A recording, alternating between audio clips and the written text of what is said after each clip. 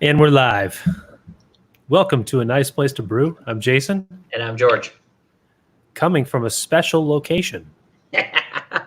With gig fiber, so hopefully a stable internet connection. I did, however, forget my laptop and my whole setup, so I'm hoping I'm coming in clear for you.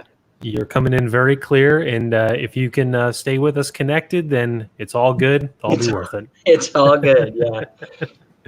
Today is Thursday, July 16th. We do our webcast every Thursday here on the YouTube channel and now available on Facebook. Check out our YouTube page for all of our past episodes. We've developed quite a library throughout the quarantine. Our Facebook page has our most recent episodes as well. Our website is www.aniceplacetobrew.com. We have a podcast under the same name, A Nice Place to Brew, and we have social media pages under the names A Nice Place to Brew and Nice Place to Brew. George, what are you drinking tonight, sir? So I have a sour. It's called Slush. I don't remember who makes it, though. I got it at a growler place called Growler USA down here in Richmond. So let me see if I can get some information on that. While I look that up, what are you drinking? So my first sip of this was quite pleasant. So I am drinking a beer called Fantastic Haze Imperial IPA by Sierra Nevada. Oh, okay. And this beer is all of 9.2%, and I need a beer tonight like it is nobody's goddamn business. So that first sip was like, all right. Nice. Everything's good. Yeah. So let me show you this. So this is, and I'll turn on this little light here. You can see, look at that color. Oh. Yeah. Slush. Really doing it justice. It's kind of a pinkish. Yeah, no, it does. Yeah. Yeah. But it looks Slush, it looks like pineapple juice. Yeah, sorta. Yeah. It's a sour ale with strawberry and raspberry puree, finished with fresh lemon and lime zest. Okay, that makes perfect sense. Yeah, and it is 6%. So pretty sessionable and everything, and it's pretty tasty. It's got like just a little bit of tartness to it, so it's not super sour, and the fruit notes really come through really well. Okay. Yeah. Nice. And you like it? I do. Yeah. All right. Yeah. Good deal. How has your week been? It's been all right. Yeah. I've been out golfing twice this week so far, so I count that as a win.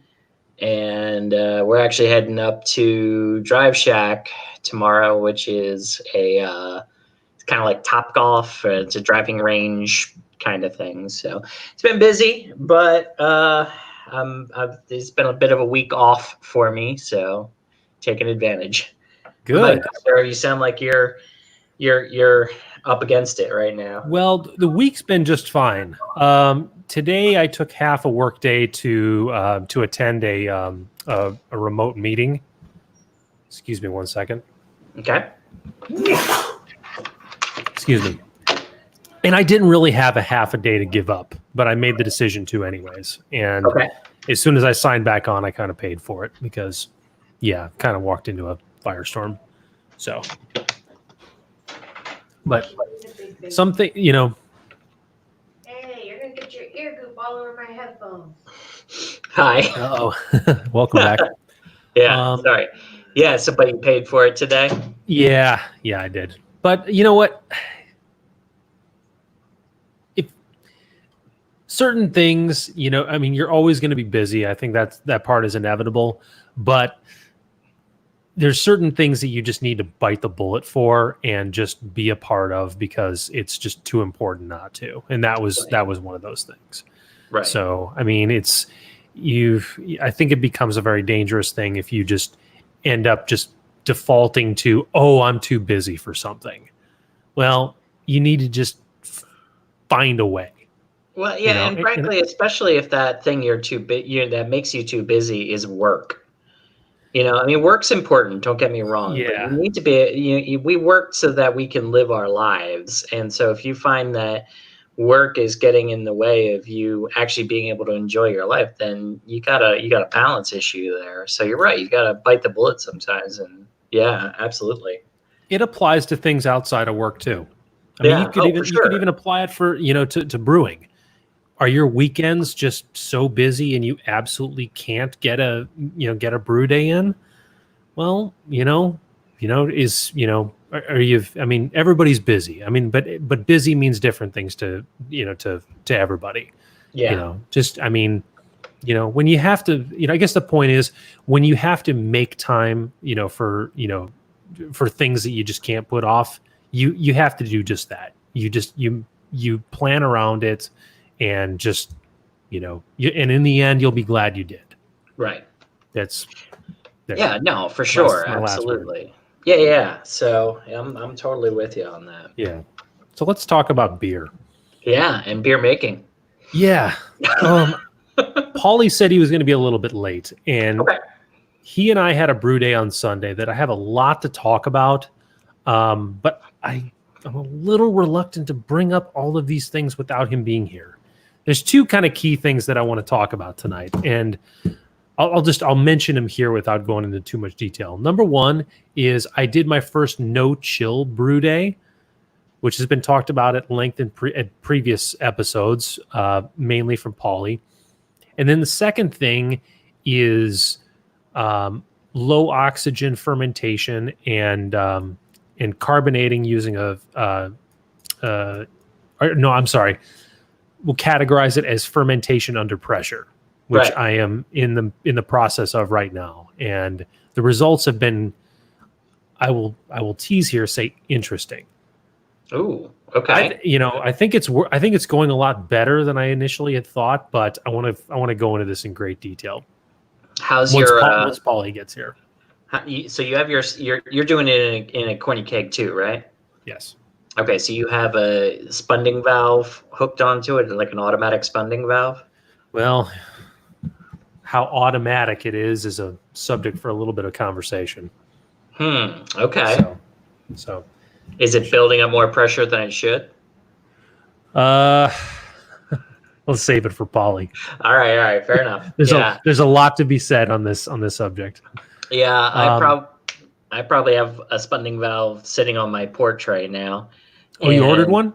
I did, and nice. And I went to the local homebrew supply here, and I got what did I get? A floating dip tube and my ingredients, and two disconnect for my posts for the liquid side, so I can transfer from one keg to the other. Put a piece of tubing in between them and just transfer from one to the other once I'm done.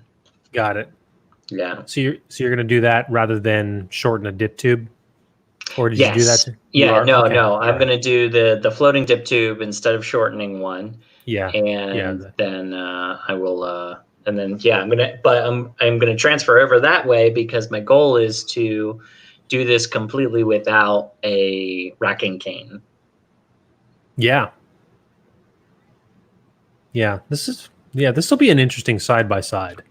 These are two great examples. I mean, you're going to go from one keg to another, using an automatic, transfer just from liquid, liquid side to liquid side, so you just got one piece of tubing that's going to be connecting those. Are you planning on using a racking cane? Do I? Are you planning on using a racking cane? No, I don't plan for this beer to move away from where it is right now at all. Oh, you're just going to leave it in there? Yeah. That's why the shorter dip tube, comes into effect. Well, and that's part of why the floating dip tube comes into effect too. But I wanted to get it off of that tube and everything, so that's why I'm looking to transfer from keg to keg, and basically, because we're gonna be doing primary fermentation in there. Mm-hmm. And you're going to have all that yeast, all that, and all the trub and stuff at the bottom. Yep. And unless we do this really, really well, we're going to have some like hop residue and stuff like that at the bottom too. And so my thought process was, in a closed system with one that's been, fermenting and pressurized that way. Because I didn't lower the thing. I already explained to You Hannah. want to say hi for the live webcast? It's only you guys? Yeah. Put the No, right now? Candy, Where's no. Polly? Say no, Jason. It's everybody. Yes. Hi. Ladies and Where's Polly? he's not here yet. He'll be on. He'll be here. Yes. Ladies and gentlemen of the world, this is Candelaria, my lovely fiance. Hi, everyone. The internet now knows. What? Uh-oh. Bye. Yeah. All right. Yeah, that just happened. Yeah. What was Yeah, saying? I get it. So, I mean, yeah, there's going to be from one a lot. process to another. Yeah. There's going to be a lot that's going to fall out. Proteins, yeast, hops. Yeah, Yeah. you're 100% right. If your dip tube is short enough and you're not pulling into that tube, with the low temperatures keeping that down, you can probably get away with leaving it as is. I think you're probably right to a point. Yeah. And I think, and I think if you were, as typical with homebrew, if you are able to drink it in a month or two, you're not going to see any negative effects. I think longer term, you run the risk of that. That's my personal opinion on that. And at the end of primary fermentation, it's always been my practice to get it off of that get it off of that yeast and everything else. So I don't see any particular reason to stop that. And to be honest, and this is going to be a bit of an experiment for me because, transferring from keg to keg is one part of it. And then the other part of it is if you can transfer from keg to keg with those liquid liners in there, you can put a filter in between and you could filter your beer going from keg to keg. So I'm going to do this way. I have a feeling I won't have any problems or anything, but then later on what I could do is get a microcarbon filter and be able to, if I was doing like a lager or something like that, where I really wanted it to be super clear, I could do everything and then run it through a filter into the keg. So leave all the trub behind, and whatever excess is left, suspended in the liquid, get picked up by the filter.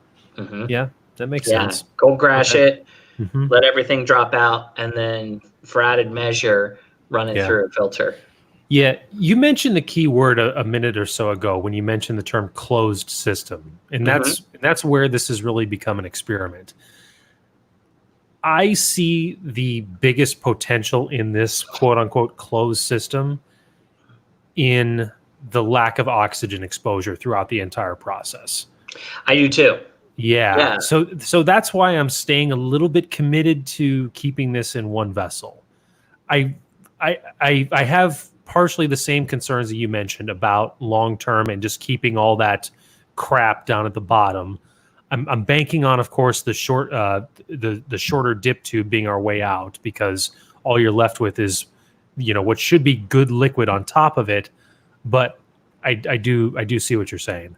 So I guess the question becomes, where's the greater risk with leaving all that trub at a very low serving temperature, or is it potentially opening that closed system and reintroducing oxygen to that? And I guess there's probably arguments both ways. And when you say opening that closed system, I'm going to mitigate that as much as possible, because my plan is to purge my second keg, the one I'm transferring to, with CO2, closing it up, and then putting an open CO2 gas line disconnect on the gas line. So as I'm transferring liquid, it's pushing CO2 out of the keg. So there's going to be a small, minuscule amount that might be, added added oxygen, but I'm really, like I said, I'm going to transfer it from one system that's already purged with CO2 because of the fermentation process into another one through a closed loop. So there's not really that much of a chance of oxygen getting in the mix. It's very minimal. I do agree with that. I know you're on a phone. And Actually, I'm on a laptop. Yeah. Oh, you are on a laptop. Oh, okay, great. Do you have a picture of this transfer system that you can show? No, I can try to look one up real quick. I mean, it's not really a system. It's just two. Is it just two liquid disconnects or liquid ball locks with tubing between? That's all it is. Yeah. I mean, it is kind of it's here. I think BYO has a. Yeah, it's not a great picture, but I can try to show it here.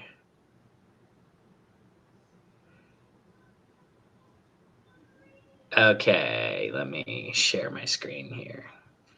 Fingers crossed this doesn't kill everything like it does sometimes on mine. Chrome tab. Transferring beer. Okay, do you see that? Yep. Okay, so those are long liquid lines between. Okay, so you've got CO2 just on the the. So the one on the right is the one you're transferring from. Right. So you're going to push CO2 in. It's going to push it through the liquid lines, and I'm not going to make them nearly as long as that. Yeah, that is unnecessarily long right there. Yeah, I'm going to make it like 6 inches. Just from one. Yeah. Yeah, and then you see they have the post, the gas side post there, and that's so as you fill up the liquid, the air has somewhere to go, or CO2 or whatever's in that keg has somewhere to go. It gets purged out. And so before I start all of this, I'm going to take my beer gun, stick it in the keg that I'm transferring to, and just push the CO2 button and purge that keg with some CO2 and drive the oxygen out. That's my plan there. I see. Okay. Yeah. Okay. Yeah, I have no idea. You're right. Your point is well taken. That is, I mean, that's about as close to no oxygen exposure as you can get. Right. It's about it's as closed as you can get. So hey, Paulie. What's up, Paulie? Hey guys, how you doing? Sorry, I'm a little late. I was over at Chicago Street getting some dinner. Oh, right on. And they had they're trying craft cocktails today. So they had 9 different craft cocktails that I had to review. I got about 6 or 7 in. I'm like, I gotta go. Damn, man. I tried sending you a picture. I tried to send you a picture of it. We saw the menu. Sorry. Yeah, George and I both got it. Yeah, I got the menu. Yeah. Oh, okay, you guys think of that? Yeah. Yeah. Oh, yeah. So it was kind of cool. They're trying to start new stuff, but all right. So George, getting back at like when I jumped in, is this how you're transferring after your pressure fermentation into your serving vessel? What's going on with that? Yeah. Bring me up. No, that's my plan. Yeah, is to transfer. Cause I bought a floating dip tube for my fermentation vessel, and then I'm going to transfer from one to the other. And and I'm not going to make it as long as they did, but I am going to give a little bit of visual space because I want to be able to watch it. And once the beer gets to the point where it's starting to hit the trube and I start to see that coming in, I want to be able to cut the process off. So I don't transfer trube into the other keg. I guess the only thing I would maybe say you might want to think about besides using the gas post, which is fine, I got no problem with that. If you don't have one of those, you could always just hit the purge valve in the center of the cap, and that would it could open the purge valve. You're right, that would work. And then just open and twist it so it stays open, right? Exactly. Yeah. Because back in the day, like I used to be crazy about everything, and I actually went out with keg.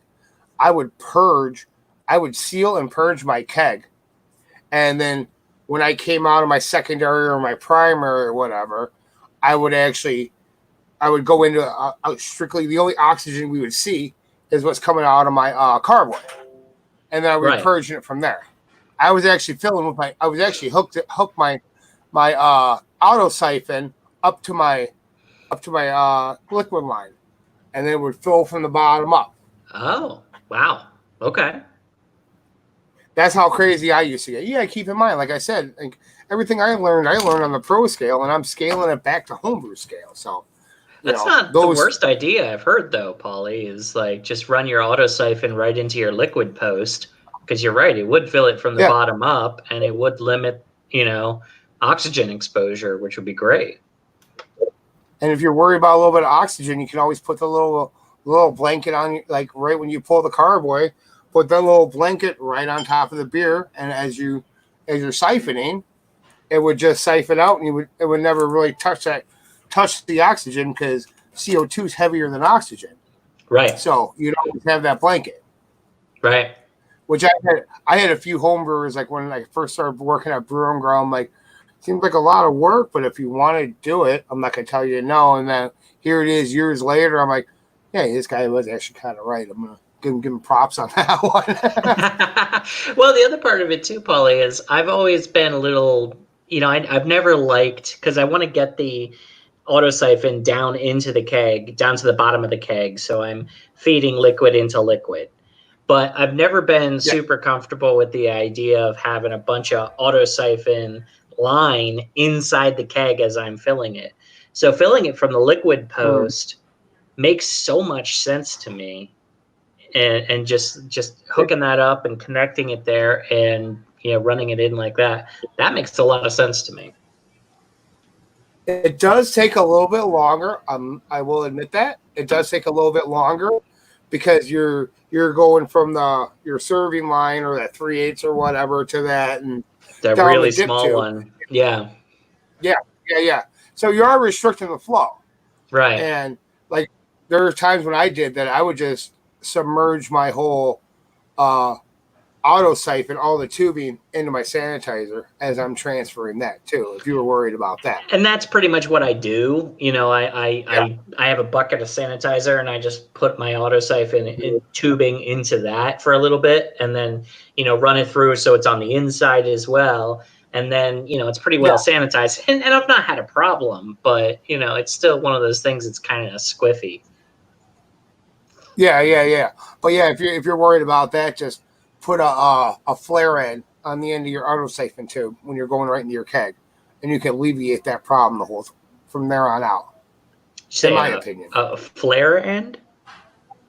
Well, because the nut and stem, because those are actually those connections are flare connected. Yeah, the nut and stem, those are technically flared connections. I'm throwing my plumbing knowledge in there. Yeah. Okay. Yeah. So yeah, those are actually technically connections, because that's why, like, whatever you see, like when you look at your quick connector, how it got that little plastic washer around the end of the threads, that's actually your gasket. If you're ever going metal to metal, people say and I'll agree, you need to buy the little plastic discs that you can get to put inside that nut to make the gasket on it. Right, because otherwise you'll get a little bit of leakage otherwise. Mm-hmm. Exactly. Yeah, I mean, with my liquid posts, and Jason, feel free to jump in. You seem a little distracted at the moment, so don't worry about it. I'm posting across Facebook. Okay. Hello to all our listeners who just joined us. Cheers. We did have less technical difficulties, which is what I put in the description. So hopefully we have less technical difficulties. But no, Paulie, what with all my liquid disconnects in my Keyser, I didn't do the screw-on ones. I did the ones where the tubing goes on and with the hose clamps. Because I'm not undoing them often. So really, I thought, why do the screw-on one? You know what I mean? Yep. I get it. And like the reason why I kind of changed everything, I get your argument, because I did the same thing for a long time.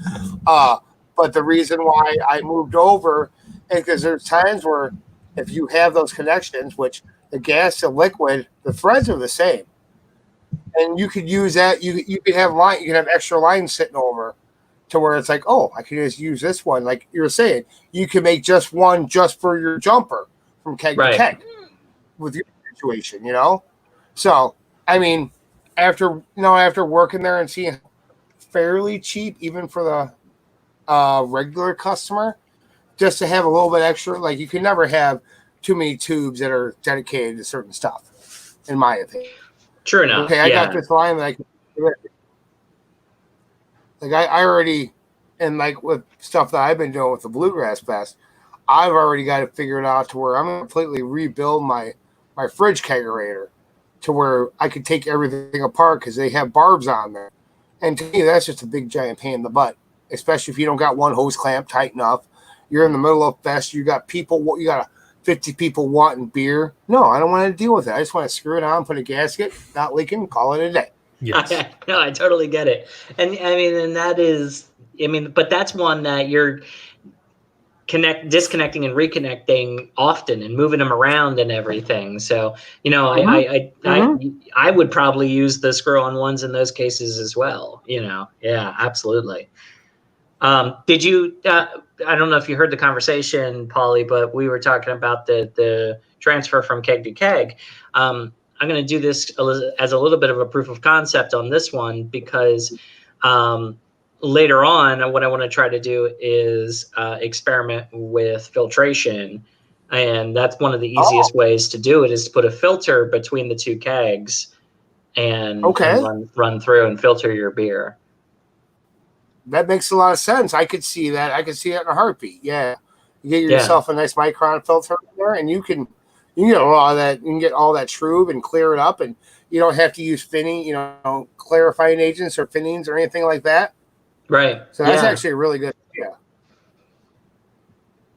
No, actually, that's kind of ingenious now I think about it, because like I see people trying to filter beer, and I'm like, really?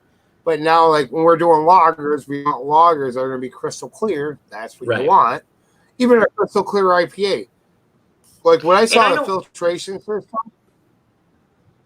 Go ahead, George. I was going to say, I don't know if I do it all the time, but if I was going to submit like a lager for a competition or something, then yeah, I probably would. Because you want to make sure it's as clear as possible. Which you can do in many ways. True. You have, let's just throw a couple things out there. You've got your World Flock that, unless you're making a intentionally hazy beer, should be a last minute boil edition. Mm-hmm. You've got isinglass. You've got cold crashing. Gelatin. Gelatin. There you go. Gelatin. Yeah. So you have Clarity options. Firm. Can't forget about the White Labs Clarity Firm. They have that too. Which that's good too. Can you talk about that for a minute? Now, for those who don't know what Clarity Firm is? Clarity Firm's just like isinglass and all that other things. It's something that you add and you just let it and you'll watch it just crash out.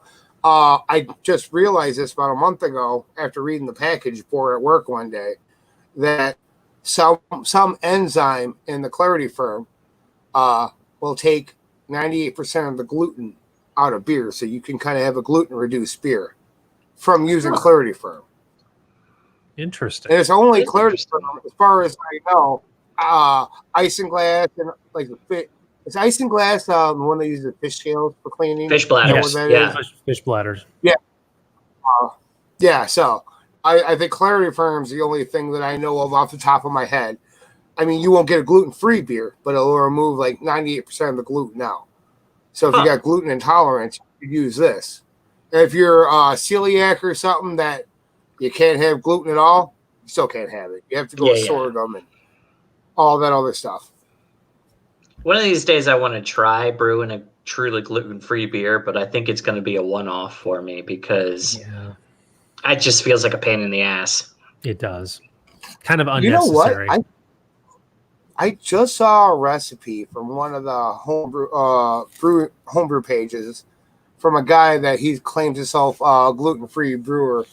And I looked at his grain bill, and believe it or not, it was like 3 or 4 grains, and they were all gluten-free grains. It was like rice and corn.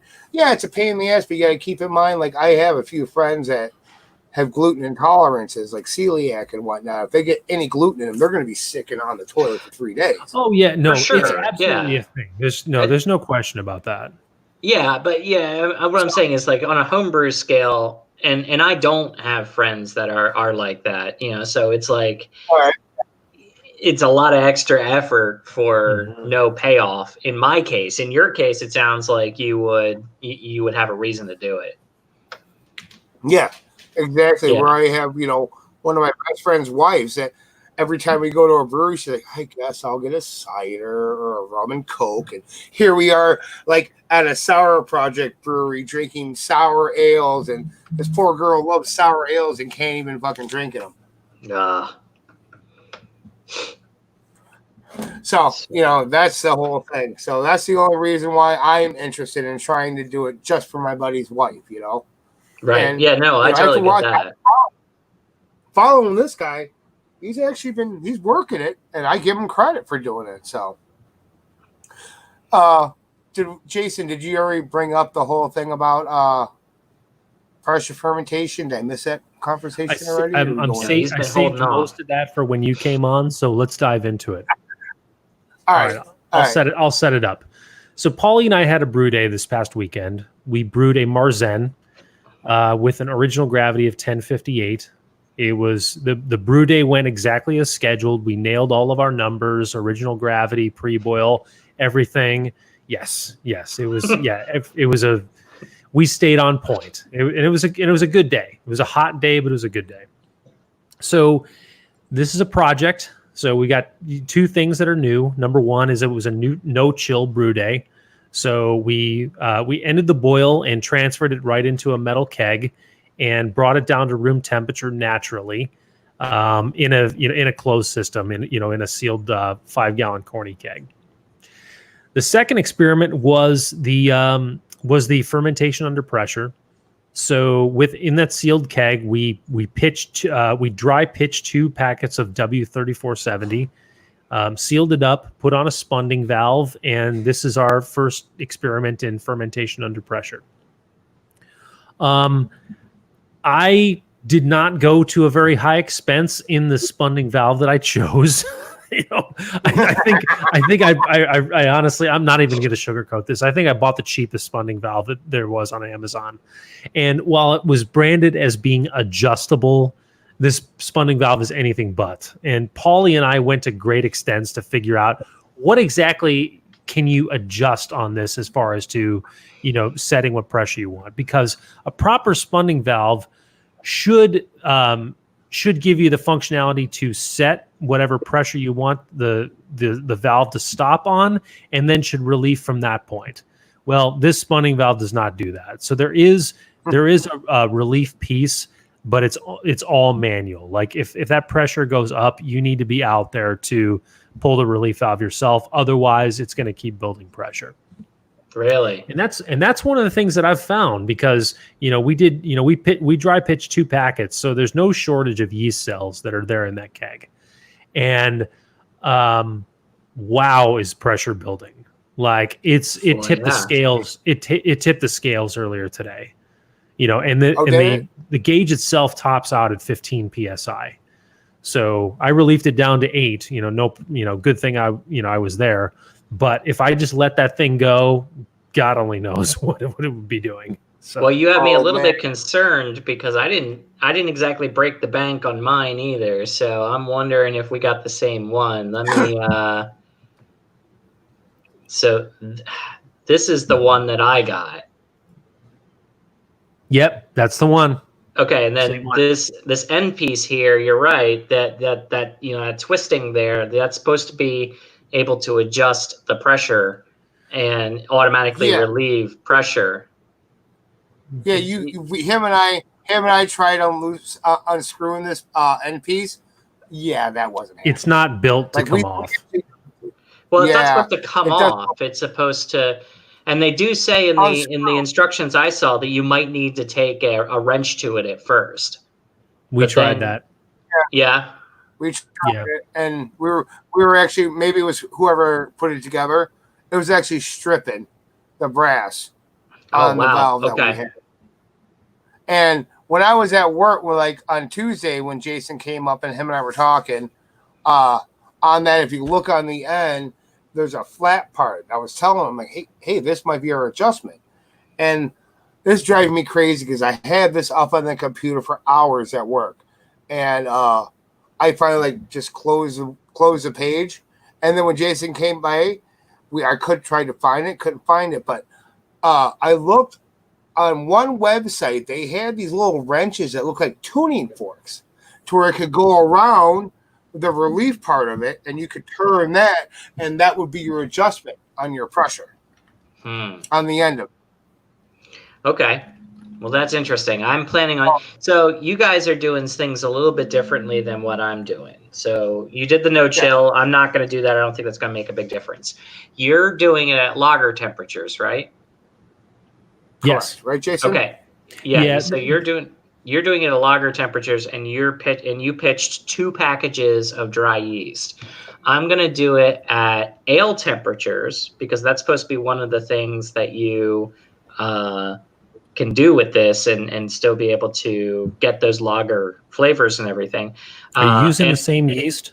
No, that's the thing. I'm using White Labs 810, which is a lager yeast, but I'm hedging my bets a little bit because it has a wider temperature tolerance. So this sounds just like 3470. It's got those same characters. Like the temperature range is between like 50 and 68, something like that.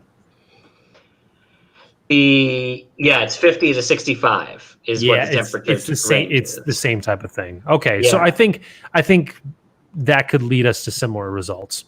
Okay, yeah. So we'll see what happens. But that's interesting. I'm going to have to take a look at of course, I can get my mason jar off the bottom of my catalyst. So there's that. You just had to rub that in my face, didn't you?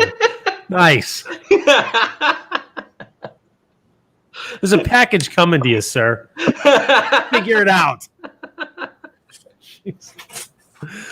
All right. Okay, what did I miss? You got to bring me up to speed on this one. No, it's the catalyst fermenter that George was a big fan of.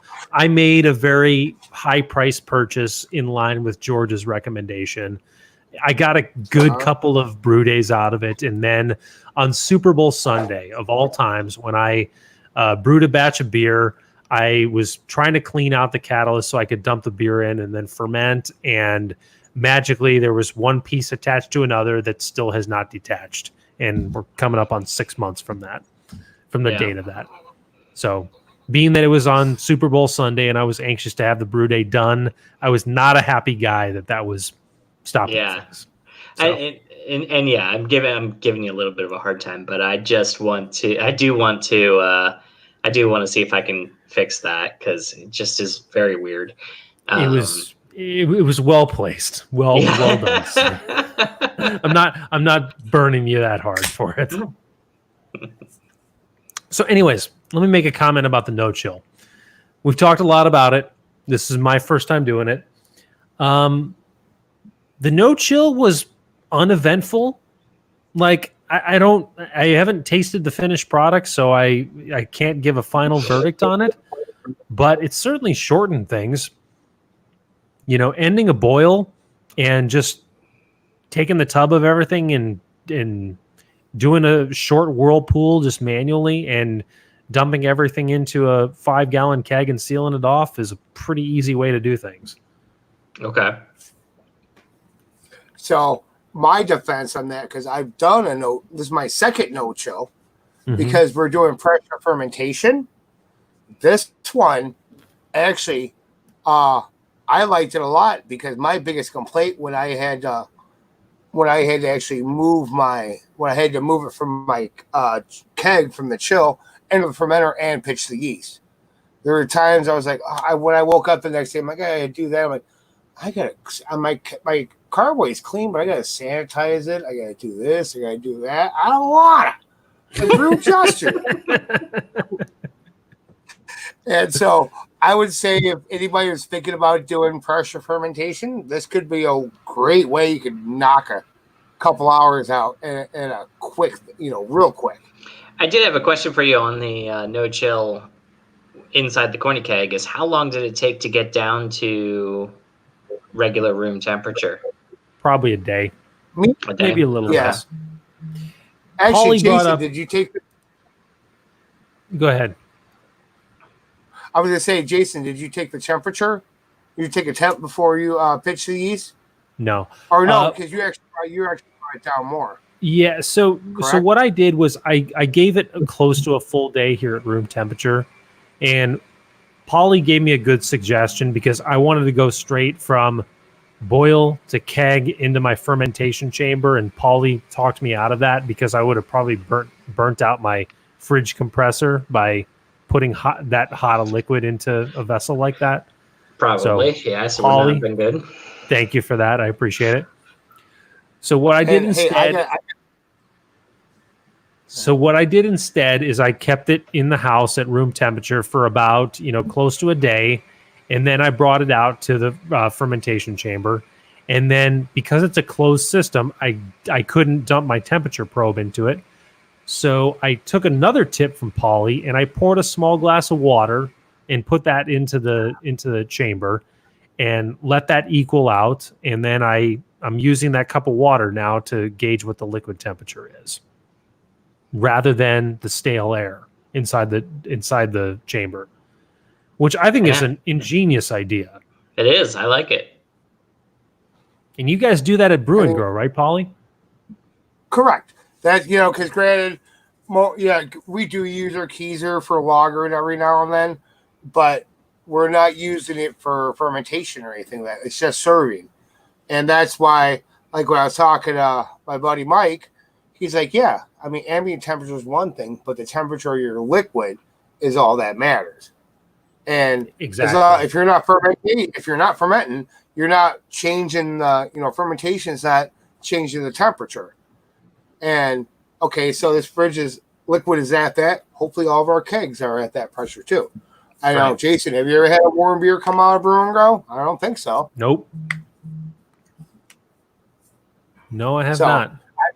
So the That other was thing, one- I mean, this is a separate conversation, but what I've done to create that same thing in other brew days is if I'm using a regular glass carboy, they have certain bungs that have a steel insert that will go down into the liquid, and it'll just be an open cylinder, and you can feed your temperature probe through that, and that'll read directly into the liquid temperature. But you can't do that with a closed system, and this is as close as you can come to that. Right. Yeah. Mm. So I'm Getting sure we'll ideas, have like George? You look you look like I see the air. So, I think I yeah. see smoke coming out. The hamster's spinning at the moment. Because, Yes, that's exactly it. The hamster's spinning. Yeah, because I'm wondering if there's a way in a keg, like if you were to specially modify a keg, now you would have to, I think, do some welding so you could make sure you could keep pressure. But if you could take a keg lid and weld a thermocouple into it, not a thermocouple, but a thermal well into it, that you could then stick your probe down in. Ooh. So drill a hole, insert a thermo well, weld that shut so you could maintain pressure. And then, so that way your temperature probe would still be in your liquid, but inside the thermo well. You know what? That's not actually out of the question.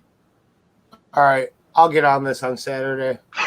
Jason, if you got a chance, Jason, take on the store, and we'll figure this out. We'll figure this out one way or another. I don't mean to piss on this point too much, but that seems a little unnecessary. Oh, it's Especially- totally unnecessary, but it would work. I'm not saying it wouldn't, but I mean, think of the use of a keg. That's for serving beer. You really want to drill a hole into, what's supposed to be a closed serving system? Into the keg. No, you do it. No, you do it in the lid. right. In the lid. You just buy a new lid for it. You're not wasting the keg. You just buy- Okay. All right. I didn't think of that. Okay. All right. All right. Yeah, and that way you could have a thermowell lid if you're doing Yeah. like fermentation under pressure lagering like you are now. But if you're just doing regular serving, you could have a regular Separate lid. lid. Okay. All right. I took the long way around, but okay, I'm with you now. Okay. Well, All right. And actually, I know we sell. I think we still do because I bought it years ago. They actually have a carb stone kit to where you can actually put a carb stone in your corny keg, and they have a special lid that has that post on it. Mm-hmm. I think it would just be better. And you know what? Actually, this could be kind of easy because I do have the said lid at my house. So, that being said, all right, I'm going to work on this. We'll see if we can figure this out. It'll be done. I've got some extra lids here too, Paulie, if it comes to that. The only thing I think you would need to do, Paulie, like I said, is make sure you weld that thermowell into the lid. So you're getting like a MIG welder or something to weld it down, so that way it keeps pressure. Well, I mean, you think about it, dip tubes aren't welded. Dip And tubes the have the lid that post I on have- top of it, though.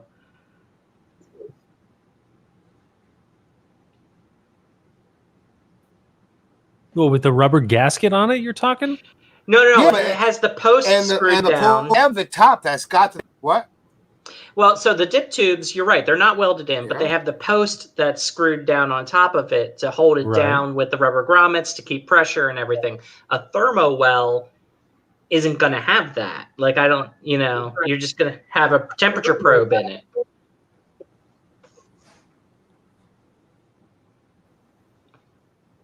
How about this? You put a thermal well in one of those tops, that tube. Uh-huh.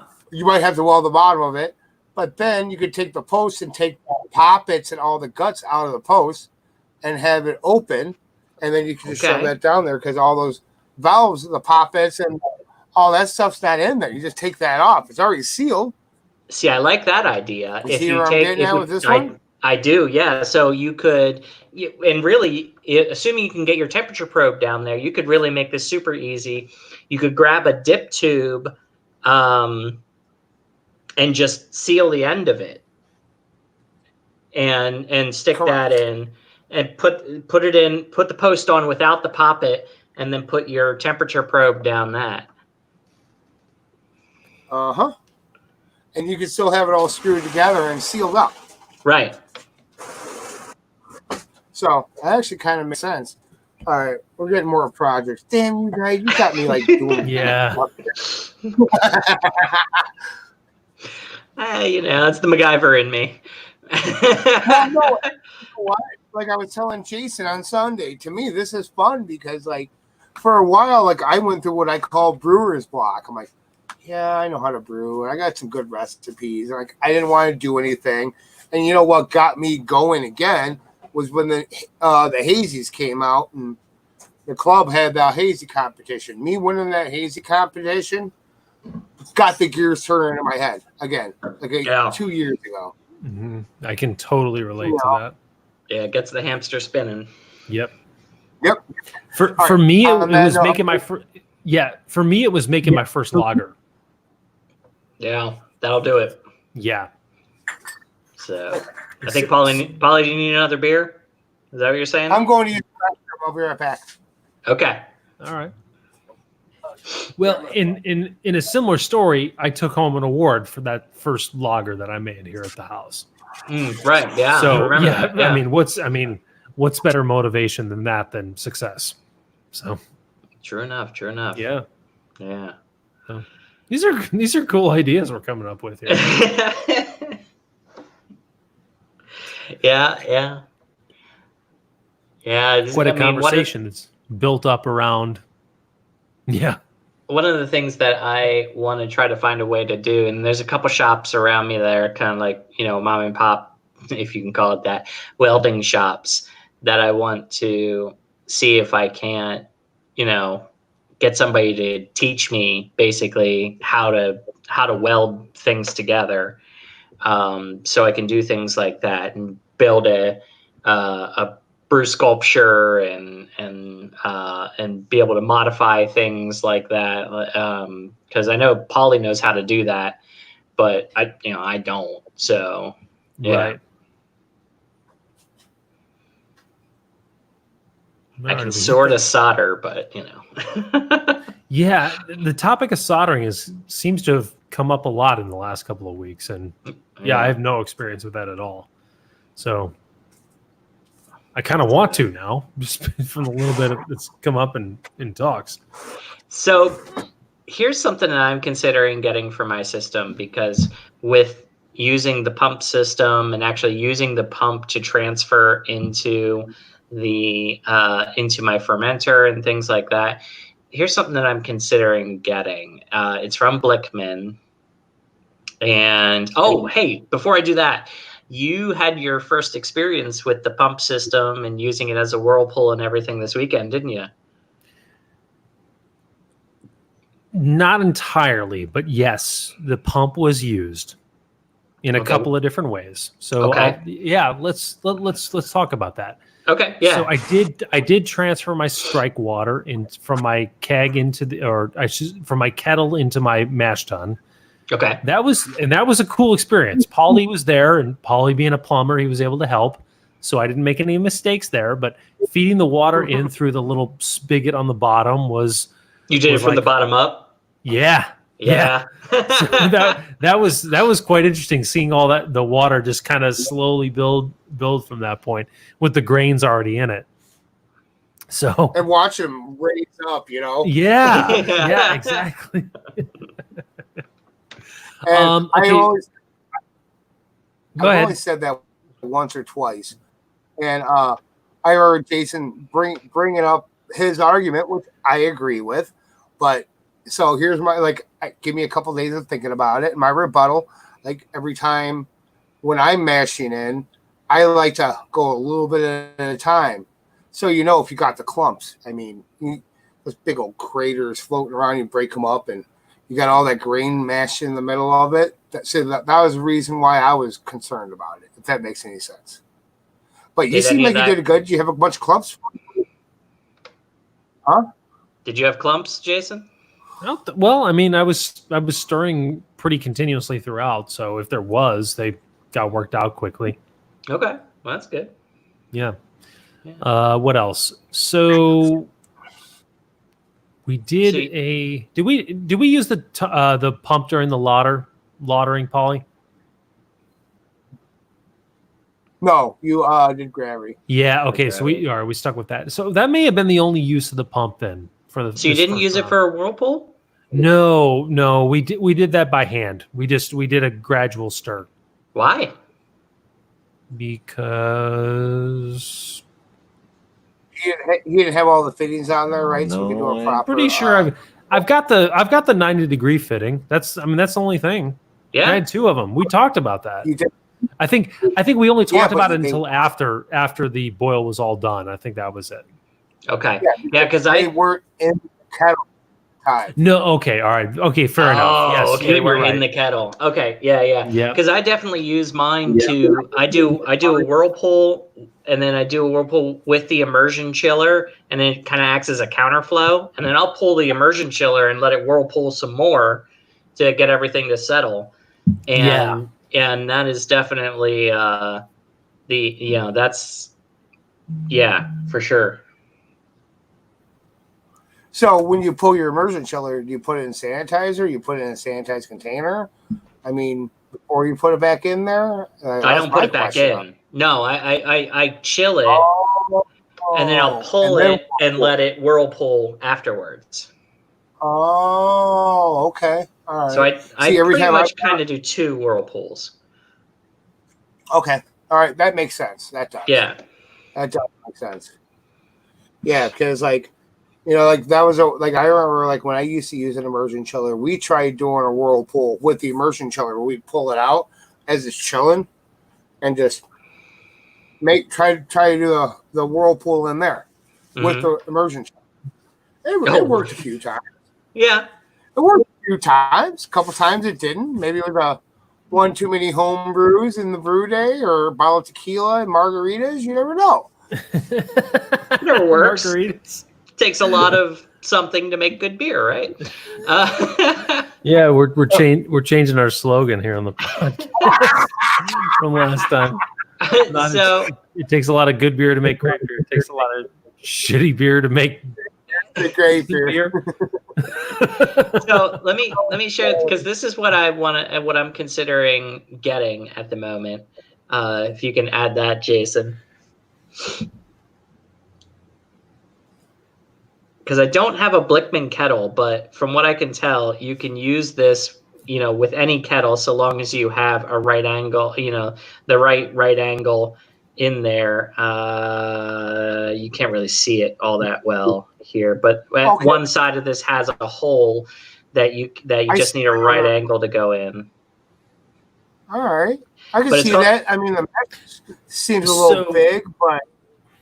Well, so that's the trick of it all, Polly, is that the mesh is big, and it's designed to be, because that still allows for greater hop utilization, because the hops are inside the larger kettle. And so you do your whirlpool at the end, and then when you draw off, you're drawing from the top down, not from the bottom up. So you're not drawing those hops out. And then once you get towards the bottom of the screen, you reach in and lift this up, and it clicks into place. The shield clicks into place. And underneath that shield, let's see if there's a better picture. Yeah, you see on this one, there's fine mesh on this one when it's pulled up.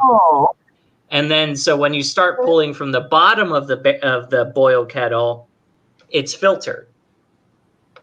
Okay, that makes sense. It really does, Interesting. actually. Okay. Yeah, so they say, when you're pulling from the top, you can do it at, whatever speed you basically want. But then once you start pulling from the bottom, you want to slow it down to about 1/3 of your maximum. And then, so that it doesn't suck it through that fine filter screen. Or clogs it or something like that. Or clogs it or something like that. Yeah. Yeah. Yeah. So this is, this is something that I want to try.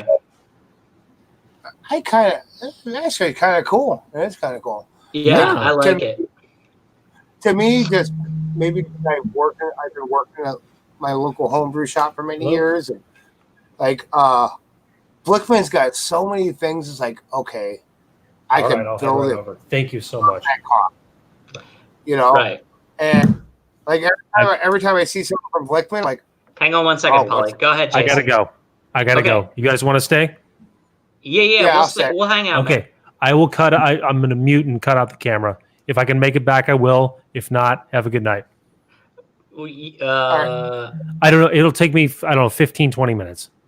Jason, instead of doing that, close your window. That way, in case I need to log in and shut down the stream, I can.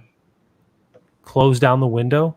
Yeah, like close, instead of just cutting off your camera, close your window entirely. You got it. Okay. All right. See you. All right. See you.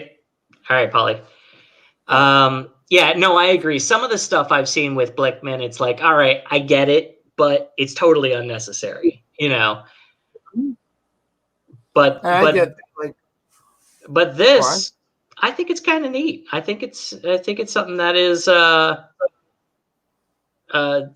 could be extremely useful.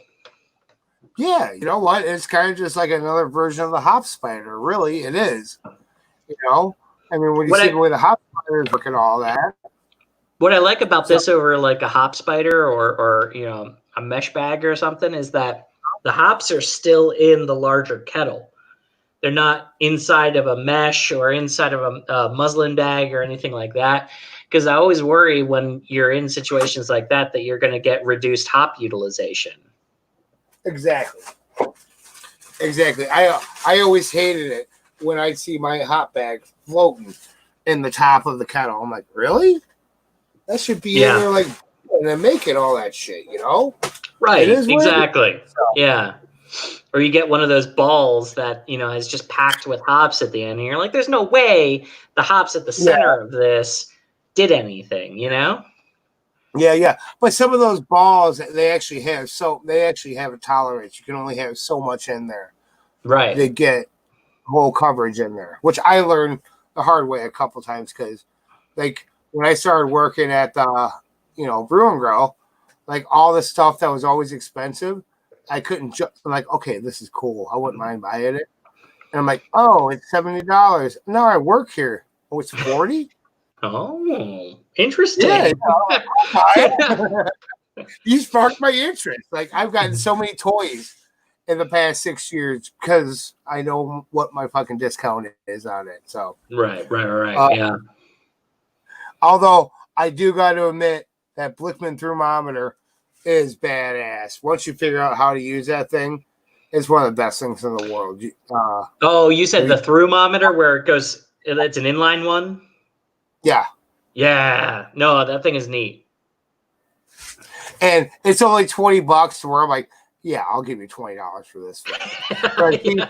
I've seen some of their kettles are like 400. I'm like, no, I can build that thing for Which is basically, I took a Bayou Classic and modified it, and I basically have at this point a Blickman kettle, but it just was built up over time. Mm-hmm. Yeah. So exactly. That's a whole MacGyver. That's a whole MacGyver in the brewing industry. Brewers. So funny story about hops, Polly. So I went and I got my ingredients for the Marzen brew today at a local homebrew supply shop. And I had it's one of those where you can send in your order through a web form, and then you come in and pick it up in store. And I came in and picked it up, and they're like, "Oh, I already packed up your hops and yeast. They're in the fridge for you." So I went and picked it up, and the bag was heavy, and I came back, or heavier than it should have been. And I came back and I put it on the counter. She's like, "Did you really want half a pound of each of these hops?" And I was like, "Oh God, no! I wanted half an ounce." Right. So, Okay. Yeah. Oh wow! Yeah, like a lot heavier than it should be.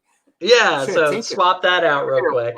Yeah, real fucking happy Mars. It'll be fun.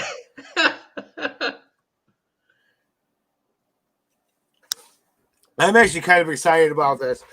I think, like I was telling Jason when he came into the store, like when I put a thing on the internet about it, on the social media, and most of it, everyone says get a bit different one. I'm like, yeah, we can't do that right now. We're making this right now. One guy flat out said, "Hey, that's one you got to keep an eye out manually and bleed it off." Sounds like the same one you have.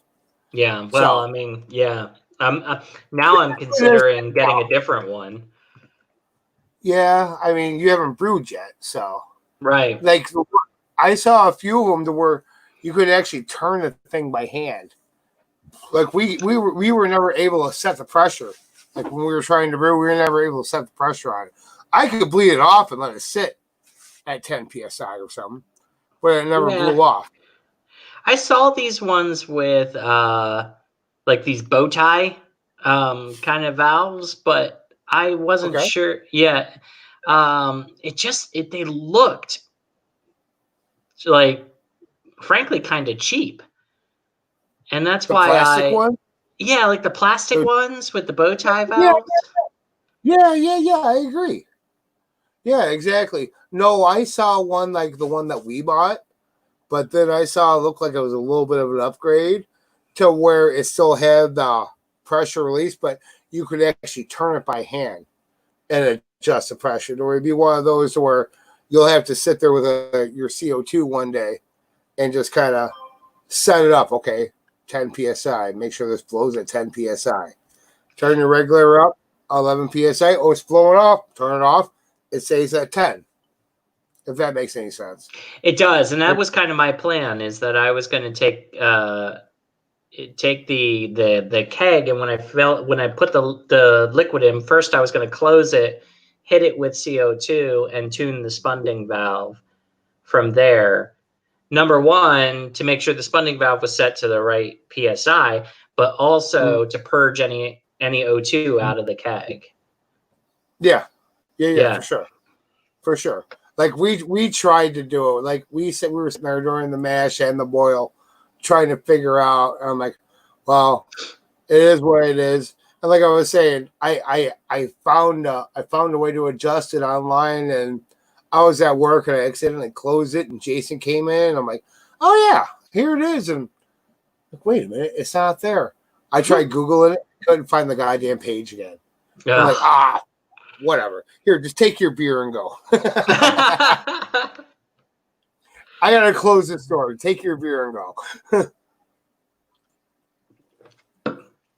But I mean, this whole, it was kind of funny because I was talking to Jason, and he was saying about the yeast cow. He's like, "Should we add a second one?" I'm like, "If you want." I'm like, "Hey, what do you think about the Mars or the Oktoberfest yeast?" He's like, "Dude, we got enough experiments going on." I'm like, "Yeah, I agree with you on that one." Change it from 3470 to the actual Oktoberfest yeast from Y yeast. That was like what I was trying to get him to do. I'm like, Oktoberfest yeast is out right now. Let's get that. He's like, no. Yeah, I went with the White Labs 810. It's the San Francisco lager one, but it has some really good temperature tolerances, so I'm cheating there a little bit. But it's also pretty solid, pretty neutral lager yeast. So that's kind of the reason I went for it. So after many conversations we had before, I'll do some research this weekend. But I think that, would you say it was 2018 or 218 or whatever it was from YU's or White Labs? The 810. 810.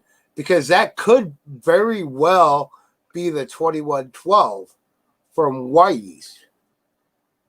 Okay. Because there's a lot of crossovers. Yeah, there is. There's actually at the store. We have a sheet that's got the crossover between White Labs and YU's, because we tried carrying White Labs and it wasn't selling. So why carry?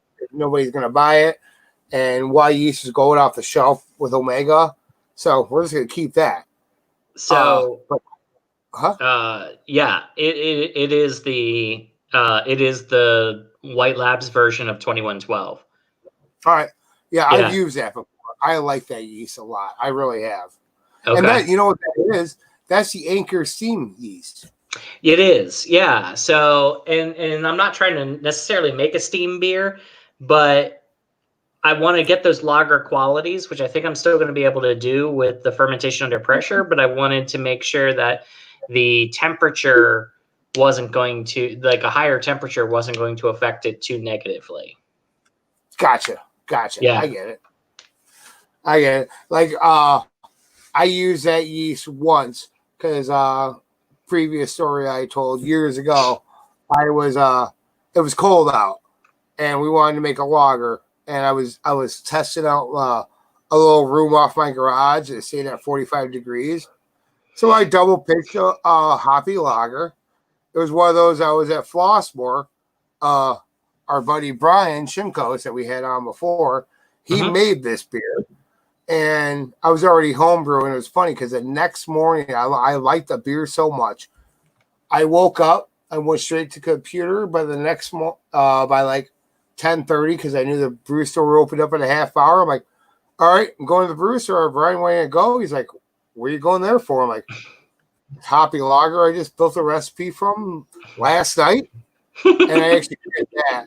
It was one of the only times I was like inspired so much. Like I tasted a beer and I went online and researched and built my recipe, and like, all right, I'm going to get it right now. Nice. I got a kick out of that. I need to revisit that beer again. Your hoppy lager. What? So it's a hoppy lager. What style is it? Is it like a Helles or? They were calling it an IPL. Oh, okay. Yeah, I can see that. And because Brian was a brewer and taught me, and I was asking him about it, he never really said what he used. I'm like, what kind of hops did you use? He's like, I use all noble hops. I'm like, okay.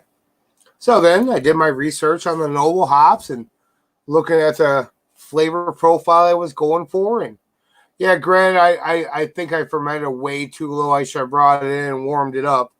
But the beer only ended up being like 3.5%. It was a Daytona 500. It tasted really good. It was like an early version of All Day IPA or something like that, Yeah. I remember watching the Daytona 500 when we finally blew the keg at the end of the race. I'm like, I'm actually drunk now. We got me high alcohol homebrew now left. Yeah. Yeah, no, I totally get Yeah. that. And an IPL is something that is intriguing to me because, a hoppy with those those nice crisp lager qualities is something that is intriguing for me to make because I can't bring myself to be a fan of the IPAs, hazy or not. But I think part of that is the ale characters, in my mind, somewhat clash with the extra hops. Is it the tanginess on the back of your taste buds, like when I you're think driving it home? is. It is. It kind of coats your palate, and I Yep, think with the crisp lager flavor and notes and things, I think it would be much better. You have a much better character. I get that. And Yeah. actually, that was a reason why I made, like when I tasted that IPL from Flossmore at the time, I made that recipe because, at the time, my local brewery was 40 minutes from my house. And I didn't have Chicago Street yet. I was driving 40 minutes to go to Flossmore to drink beer. And I tried that beer, and like on the way home, I didn't have that. I need water. I just taste Right. nothing but hops in the back. Yeah. I'm like, all right. My buddy's like, hey, you want to pack a bowl? I'm like, actually, yeah, I do. And this is very rare. Yeah, I do. Well, for me, it's like, have you ever had now, don't get me wrong, I love wasabi, but if you have like too much wasabi, it just kills your palate for anything else. And Anything. Sorry? I've never had wasabi, but anything hot, if you have too much of it, it kills your palate. Yeah, and so IPAs kind of have the same effect on me. Is it just kills my palate for anything else, and I like to jump around from beer to beer. I don't like to say I'm going to drink this, and this is all I'm going to drink, and I'm going to drink it all night long, kind of thing. So I want to make sure that I can, taste what I go to next. Yeah, that's why I leave a lot of sours, adjunct beers, or anything big and heavy to either be the very first or the very end. Right. Yep. Bookend it. Yep. Yeah, exactly. Bookend it. You start with that, and then you move on to, okay, I can drink a bunch of these, so I'll do that. And, I haven't tried this one yet on my way out. I'm going to try that one. Mm-hmm. And it's some kind of Brett, and it just kills your fucking taste buds. I'm like, yeah, I'm out of here. I'm done. Yep. I'm with you. But so did you actually order the floating dip tube? I picked it up today. Did you? Mm-hmm. I'm kind of curious. I would like to know how that goes together because, like, I've only seen stuff on the internet. If Curious. If you give me a minute, I'll go grab it. I can show you. Be right back. I know we're gonna leave dead air, but I'm gonna stand right by the door and smoke a cigarette. Give me a holler when you're here. Okay. All right. Everybody stand by. We'll be right back. All right. Oh, shit. Take a break.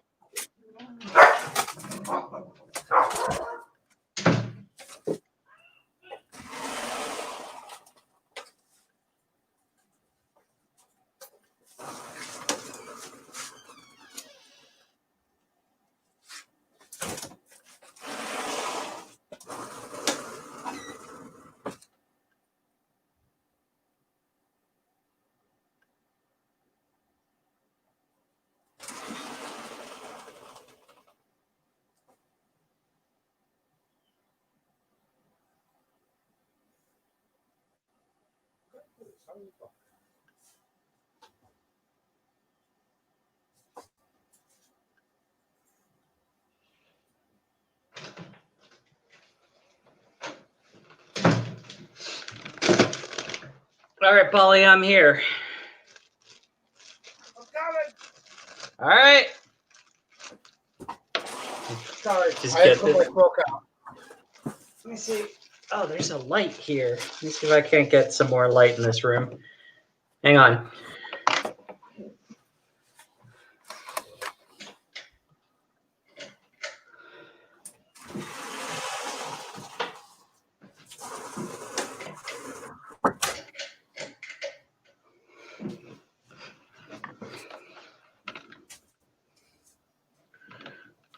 All right, you should be able to see me a little bit better.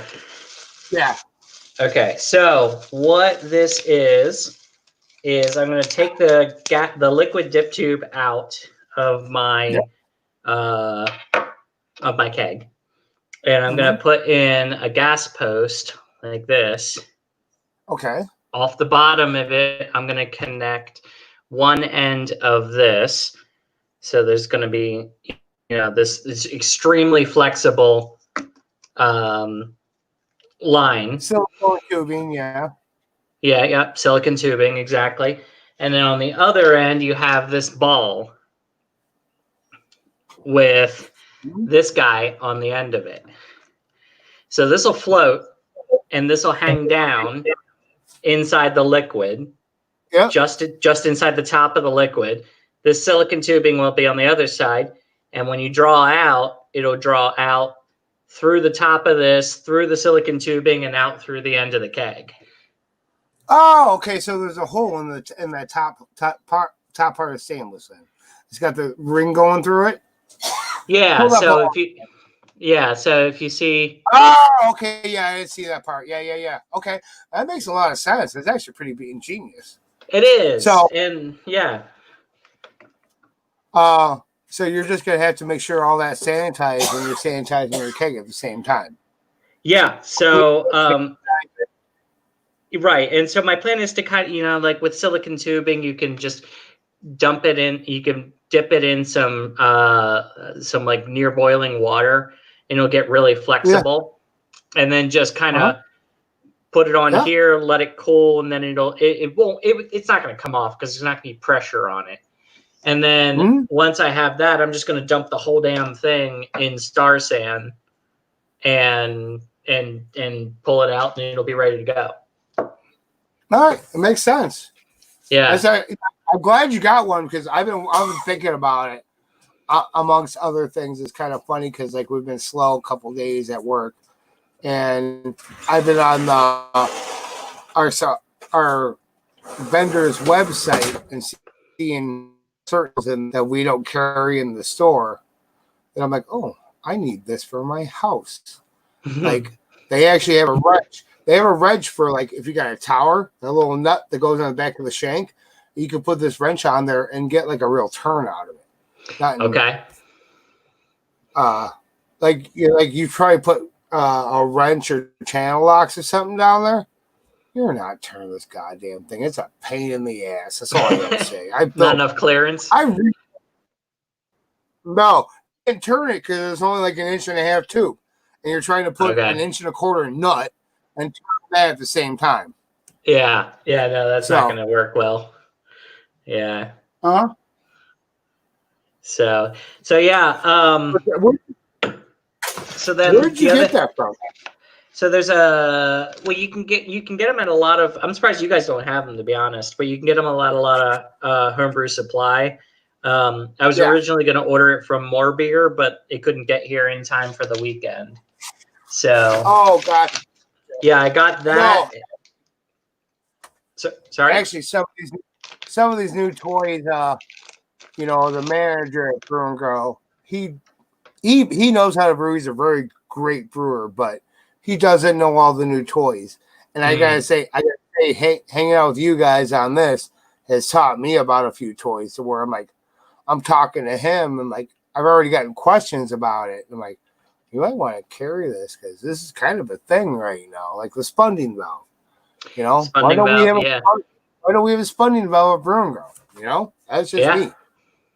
Well, then I got the this is the liquid disconnect, and I got the one with the barb. Like I said, I'm going to go barb to barb, and that's how I'm going to transfer from keg to keg. And then sorry. You have the floating dip tube in the first keg, and then you transfer into the second keg. Are you going to lager in the second keg too? I'm going to treat this like an ale, because that is one of the things that from what I've read, that's one of the things that the fermentation under pressure is supposed to allow you to do, is to basically make a lager like you would make an ale. So I'm going to put that to the test. Oh, okay. All right. That's Yeah. yeah. It was funny because I just bought a dip tube from Brew and Grow. I mean, it only cost me like $9 of my cost. And when we were when I was tightening it down, it kept turning. I started thinking, I'm like, look how high this dip tube is up here. It don't matter, you know. Yeah. It wasn't against the end, but it was kind of close to the end. So Yeah. it doesn't matter. It's like because I cut 2 inches off the bottom of mine just to be safe. Because you never know how those yeast cakes could go. I could have just. Oh, I know. Yeah. I mean, you see the yeast cake on a 6.5 gallon carboy, and now I'm bringing it down to a corny keg. I'm like, yeah, I don't want that dip. See, I don't want that dip tube in any of the yeast. See, to me, like I was diagnosed with gout years ago, and then all my research is the yeast. Everything I try and do, I try and get as much yeast out of my beer as possible. Right. Okay. If I go to breweries that are very yeast heavy, like they're not filtering or whatever, and I'm not judging them. If I go there like a few times, I feel it the next morning. I'm like, oh yeah, I'm a little sore. Right. Not go there as much, like still go there, but don't go there twice in 1 week type of deal. Right. No, yeah, I'm with you. Yeah. Yeah. And I just, with hacking off the end of the dip tube, there's two, you can get it right. You can get it at the right level, but you could also not take off enough, or you could take off too much, and then you're leaving liquid in the bottom. And so with the floating dip tube, I thought, screw it. Let's just take that out, and I'll draw from the top down instead of from the bottom up. And I think just you're watching, and then when you see the yeast and all that nastiness come through, you call it. Exactly. Okay, so you got a little bit more in there. Yeah, I get that. See, like to me, I almost think I took too much off. I should. You might have, and then you're going to be leaving some liquid at the bottom. Yeah. I mean, I just don't know what the ratio is in a corny keg per gallon. Was it every half inch a gallon or half gallon? I might leave a growler down there. And are they straight, or are they a cone at the bottom? They're straight, but they have a belly. They have a belly. Okay. Yeah. It's not a cone, it's a belly down there. Right. Okay. It comes straight down and it bellies out. Right. So, okay. Yeah, that makes sense. What was I going to say?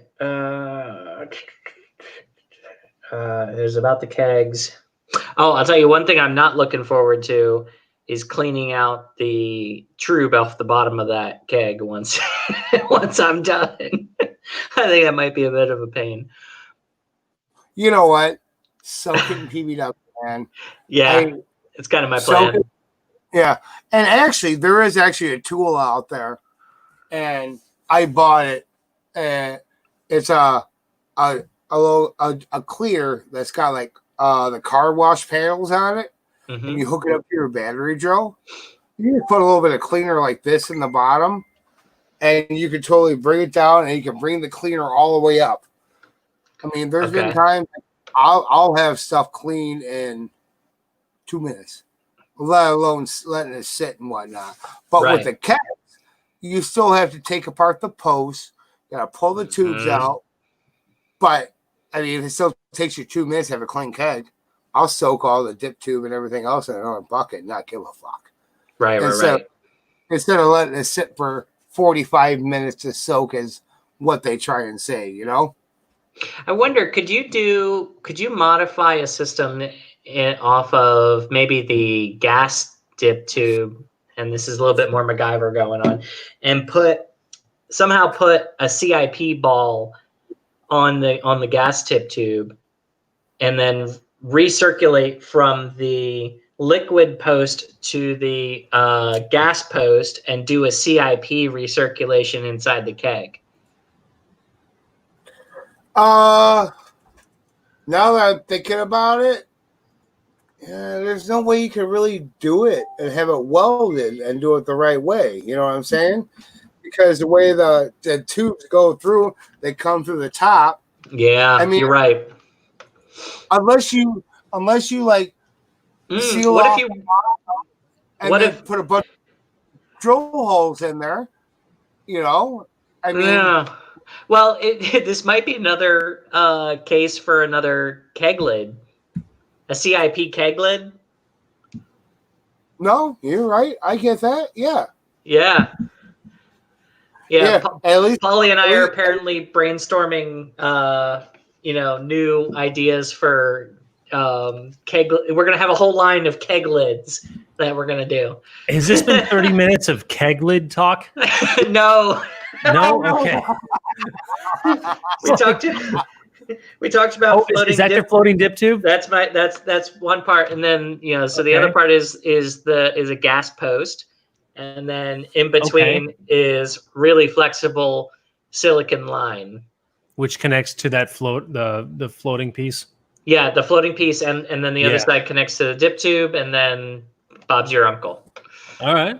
Yeah. All right. Easy enough. My only question with that, now that I'm looking at this after our conversation, and we got a little sidetracked because you and I were in a good conversation there. Thanks, Jason. Kind of good. I know. I had to barge in on everything.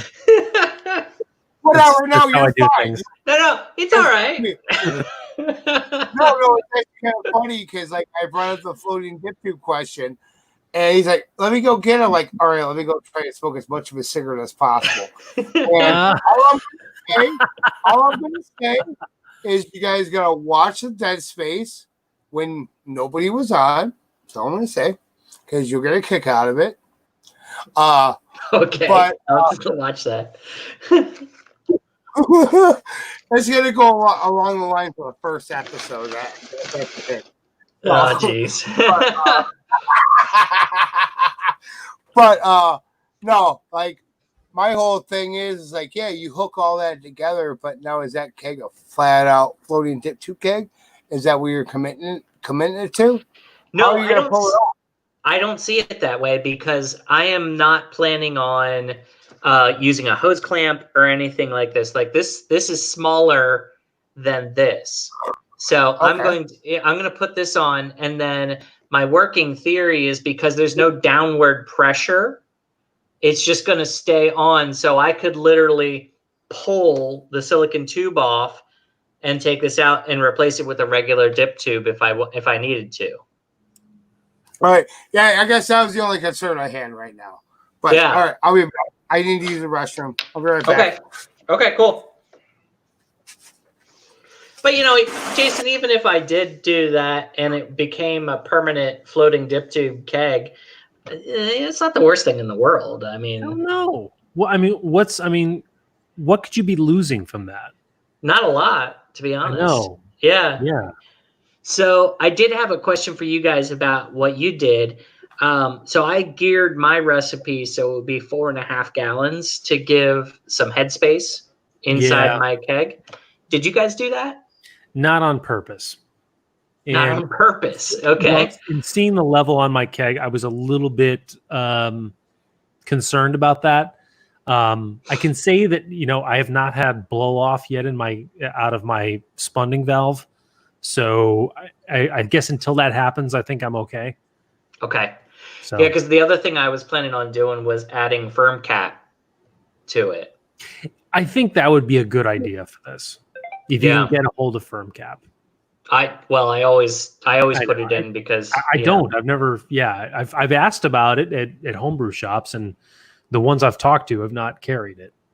Oh, yeah. Well, I mean, ever since I started using the Catalyst, because they recommend it because that's wider than it is tall, I've always used firm cap. So I keep and I think I've had the same small bottle for a year. Stuff lasts forever. Yeah, you don't need much. Yeah. So I'm definitely going to put that in there when I do this because the last thing I want is it blowing out of the spunding valve. Yeah. So let's see. I pitched the yeast. Today's Thursday. I pitched the yeast on Tuesday evening. So I'm in my second day. And there's a lot of pressure built up in that keg. A lot. How often have you had to hit the switch? A lot. I mean, it's jumped off the scales many, many times already. Okay. So. Yeah, I'm wondering if I need to get a different valve. You may want to, like, something that's built in that to automatically relieve the keg when it reaches a certain pressure. If you can get one for a few extra dollars, it's worth it. Because I mean, right now, I'm at the mercy of just when I go outside and check it. So when you say you have to go outside and check it, are you talking like twice a day, once a day? I mean, 6 times a day? So far, it's been about twice a day. If I was handling it properly, I would probably be out there about 6 times a day. Wow. Okay. But remember, I'm only on my second day of fermentation. And this was a dry pitch, which is not going to take off as quickly. So this is peak time right here. It's not going to be like this throughout the entire fermentation. Yeah. So now I'm wondering if maybe I need, because More Beer has one of these guys, but I honestly, I shied away from it because it just kind of seemed cheap. But yeah, I saw that too. Okay, so that red piece is where you set the that's just yeah. The bow tie valve. That's where you adjust it. Yeah, that's a step up than the one that you and I bought. Yep. Seriously, there is another one out there, maybe a little bit more, that you should be able to adjust the actual pressure release valve, because you don't have this, but you can turn it out. Like after the videos that Jason and I watched during Brew Day, I think we were mashing in, we're trying to watch and figure out how we adjust this, and we couldn't get that thing to fucking turn. But whatever, it is what it is. And no, we weren't drinking yet. Maybe that's the problem. No, we were like heavily drinking at that time yet. No.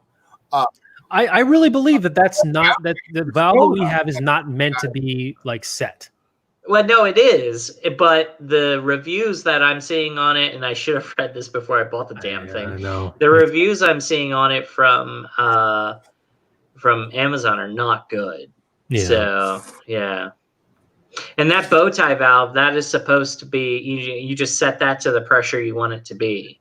That's the idea with that. So I don't know. Maybe I need to order a new one real quick or put one together.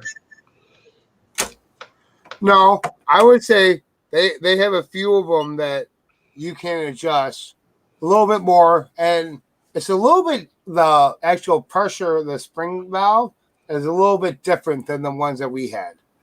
Like I watched a couple, and I'm like, it didn't have the actual one where you can manually release it. Right. Where if you played with it, you can figure out how it's set. You want it at 10 psi, so it bleeds off at 10 psi. That's what you can do. Yeah. That's the kind of spring valve you want.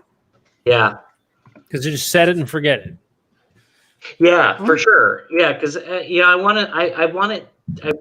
to set it to, like 6 or 7 psi, and I want it to be at that, because I think long term, what would be nice is to try to figure out if it ferments at a higher pressure versus a lower pressure, what does that do? Is there any benefit to that one way or the other? Yeah. You need a few examples to kind of drill into that. Right. Well, I've wondered about that too. I think what I'm making right now and Paulie is making is going to be a very, very carbonated beer. It might be overcarbed. I agree. It might be overcarbed. Yeah. Because Marzens are not super carbed. True. I just read on the Homebrew Network that carving, doing it under pressure like that, the hops, when you add the hops, makes a big difference. It's different. We're not even talking about that right now. Okay. Well, Uncle Rick was bringing up a point that I agreed with. Like, if we're making a hoppy beer, carbon or pressure makes a big difference, because like when you're doing, like, example, New England's or something hazy, when you're doing high Croatian hop additions, all that hop aroma and flavor is getting boiled off or getting bubbled off in your airlock. And this pressure fermentation that we're talking about, it actually says it preserves those flavors. So this could be the next project for Jason and I. Yep. Once we get a different spunding valve. Yep. So here's one thing that I just did a quick search online, and this is a 1/4 inch male NTP. This is a 0 to 100 psi adjustable valve here. Yep. So I wonder if I've seen it. I wonder if either you could take off what is supposed to be the adjustable valve that you guys have right now and replace it with this, or if I were to get just some, brass fittings and things, if I could build a spunding valve. There's a video on building your own spunding valve. Yeah. Okay. Yeah. Check it out. That thing. I guess I was ready to pull the trigger on this same thing when I looked at it, but it still leaves us in the same position of how do you get the end of this thing off? Well, and I'm just surprised. Jason, first of all, we didn't have a couple wrenches that we had. They were stripping them. We'll figure it out. Different thing. We need more of granted, we use what you use, and I'm not judging that. But certain things, when you have certain tightnesses, you need the right wrench to make it break free. Yeah, Polly, honestly, I was thinking about getting some channel locks and maybe just wrenching that thing off, I don't know about that. You got any box end wrenches at your house? I'm sorry? Do I have what? Any actual wrenches at your house, like box end and open end wrenches? I do, yeah. If you got the same one that Jason and I had, because we were trying to do it with the adjustable wrench, or the crescent wrench as people know it as, we were actually stripping our valve, the thing we were trying to change. I know Jason did it, I did it, and our buddy Eric jumped in. All three of us stripped it. We're like, all right, we're done. Okay, yeah. All right. Yeah, so I mean, I was slated to brew on Sunday, but I'm not sure that's going to work out. But especially now, I'm very worried about that spunding valve now. So I may push it off another weekend to next weekend, and maybe build a spunding valve. Think about it. Well, what's your brew day supposed to be? Saturday or Sunday? Sunday. Okay, so you got Friday, Saturday. You could pull the trigger and go on to Amazon and buy another one and have that there on Saturday. Well, I didn't see a huge selection of them on Amazon, to be honest. I mean, there's enough. Well, but I guess maybe, but yeah, you could. Yeah. Let me see if I can find one here.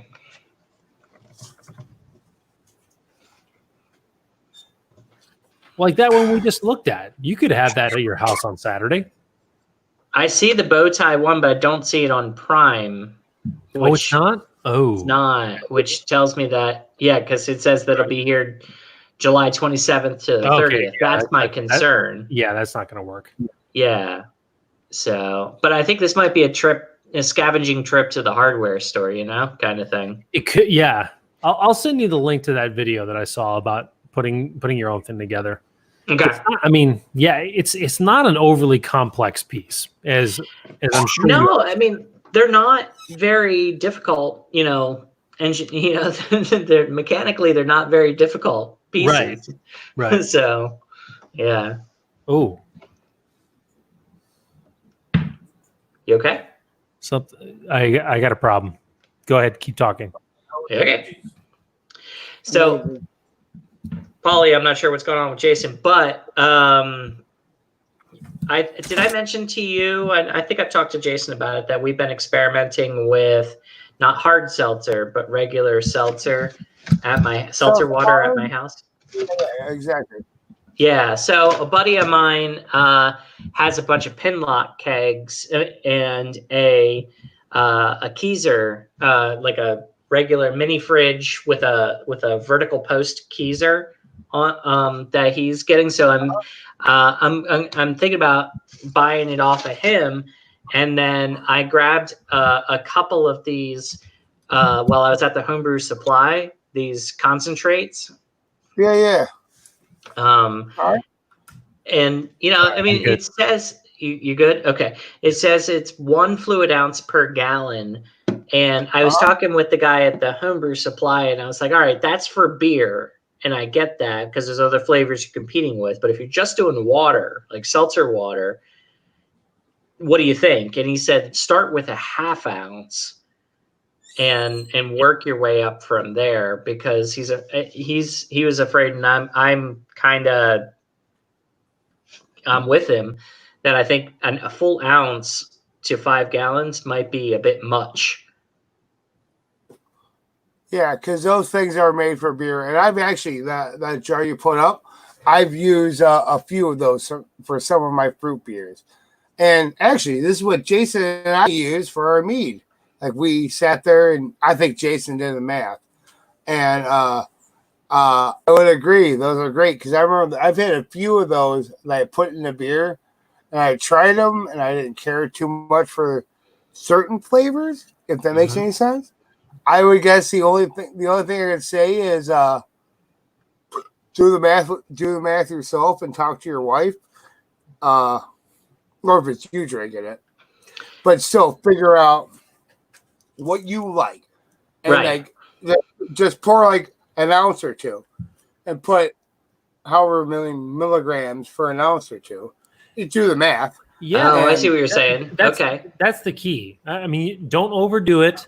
You have to take a small little sample and do a ratio off of that, and just whatever the multiple is in that jar, that becomes. So we've got a bunch of those 3-ounce testers from various beer fests and things. Sure. So take those 3 ounces, add a few milliliters of the concentrate, and then extrapolate from there. Is what you're saying? Yeah, exactly.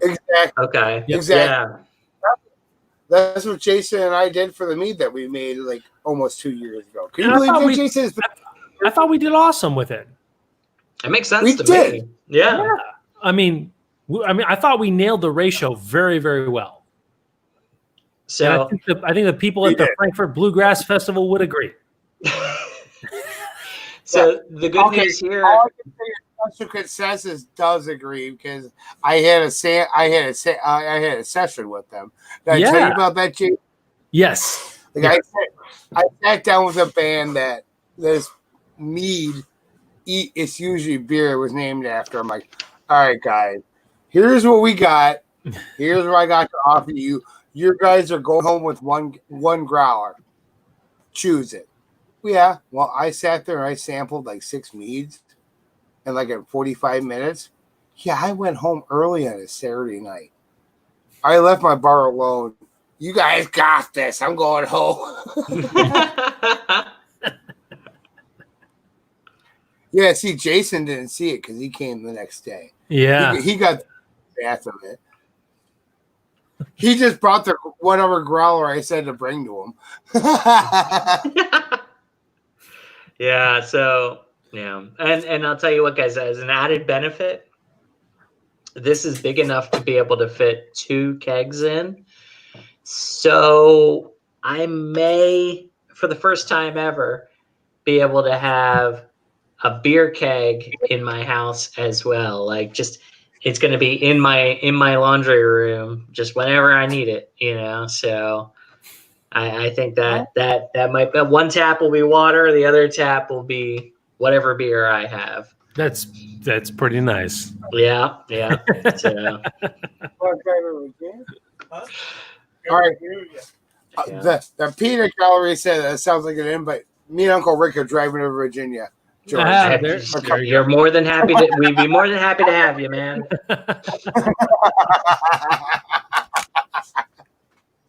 My wife just has a vape pen, but you can bring along what you need, and I'll roll all kinds of cigarettes. Don't worry about You're well covered. Paulie's well covered. Oh, I got one last sip here in the glass. How you guys doing? I just poured the last in here. So. Oh wow. Well, I've been working I off just of a crowler, so. Oh, okay. I just opened a freshie. Hey, have you guys tried the Rogue West Coast IPA? Mm-mm. Yes, it's Chicago Street last week. That's one of the beers they have on tap. Or no, I'm Yeah. sorry. They have it available in cans. That's how I ordered it. No more, because I got the Sold them last all? 2 cans. Oh, no kidding. You probably got the last Okay, one. I had bought the last A can. week ago when I was there, it was there. Yeah, well, God So damn was drunk. Paulie. You Yeah, I was snooze. there last week. So Okay. was Polly. That was All right. You snooze, you lose, Jason. That's all right. Fine. Actually, Mike and Kathy offered me to do the podcast here, and I'm like, no, I kind of enjoy what we got going on. Like if I'm at the pub, and especially tonight when they're handing me craft cocktails, like, oh, here, try this one. I'm in mid conversation, and I get some kind of pina colada, peanut butter bullshit cocktail handed in front of me. I'm like, no, Yeah. it could be a bad news for everybody. That's my argument. So yeah. All right. So I assume everything is copacetic with the Jason Mobile. It is. Good. Back in the garage. Everything's covered. All right. Good. Thank you. One less thing to worry about. Yeah. No kidding. Yeah. So, all right. Well, now you guys gave me a little bit of a project. I need that video. You want to drop it in the? Do you have it? Can you drop it in the live chat here in case people see it? Yeah. Keep talking. I'll put it on. All right. Cool. So we gotta talk amongst ourselves, Paulie. All right. What video is he posting? That's the question we can ask about. What video is he posting? It's the video of how to build a spunding valve. Oh, okay. Yeah, so he's going to send it to me, but I figure if we could just throw it in here, then if somebody needs it later and they're watching this, they have it. Yeah, so. I would say granted, me and Jason have brewed the beer, and both of us just pulled the trigger on whatever we can get on, and then realize that all right, it's probably not the right one. Poor Jason, he's got to go out there like every now and then pull the fucking valve. So as it blow our keg up, I mean, I give him credit. Thank you, Jason, again. You got it. I do wonder how much pressure could be built up in the keg just through fermentation. I mean, if you just left it alone, I don't. There's no spunding valve. That's a good question. I don't know. And then what would happen? You know what? You want to hear the hillbilly in me because I spent a good portion of my life in Kansas. I want to do a test with this. All right, let's see how much, because I have a few quarter kegs I'm willing to sacrifice. How much pressure? I don't want to destroy a keg out of this. I don't either. What happened to the beer? I don't either. Now, the good news for you, Jason, I don't think it's likely to happen because the max pressure on a corny keg is 130 psi. Okay. All right. Well, that's good to know. Yeah. That's good to know. Yeah. Now, would that be super overcarbonated beer? Yeah. Yes, absolutely.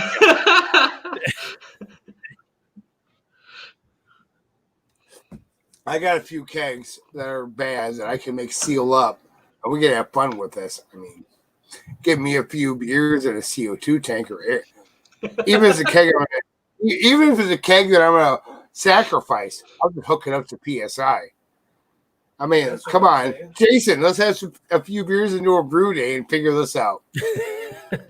Sure. I would be less concerned about sacrificing a keg poly. At that point, I'd be somewhat concerned about shrapnel.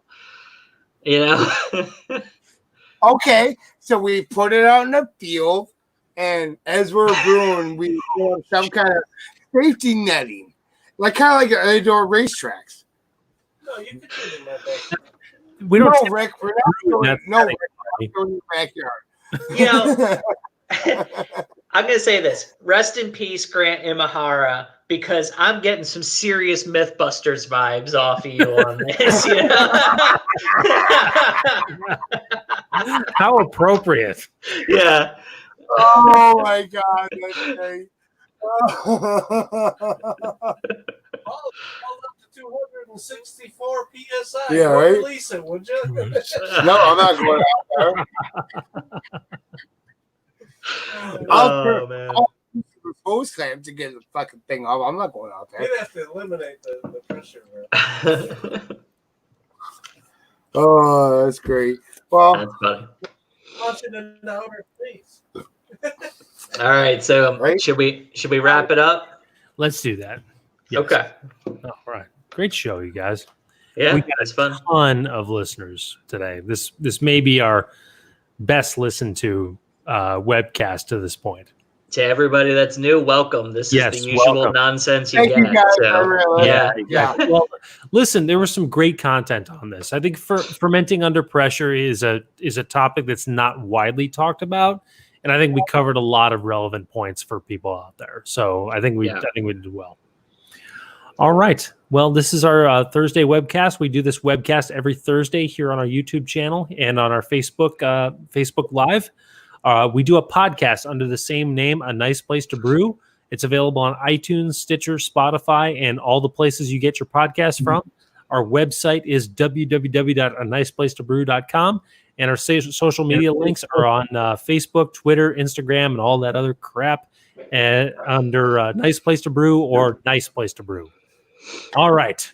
All right. We send off each show. We raise a glass. Have a great weekend, everybody. It takes a lot of shitty beer. No, wait, sorry. No. It takes a lot of good beer to make great beer. Cheers. Cheers. Cheers, guys. Oh.